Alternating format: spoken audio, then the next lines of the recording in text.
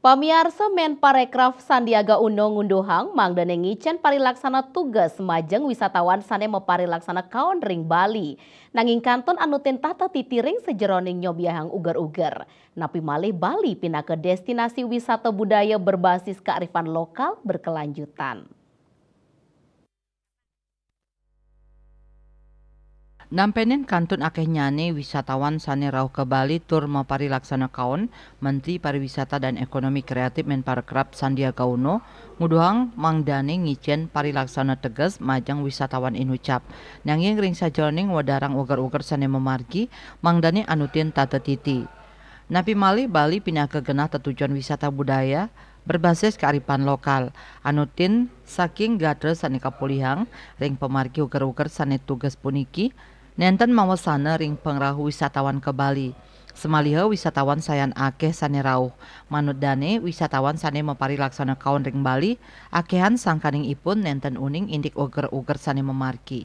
Kita harus tegas menyampaikan pariwisata Indonesia dan khususnya di Bali adalah pariwisata yang berbasis budaya lokal, bermartabat, berkelanjutan, berkualitas, dan berkebudayaan.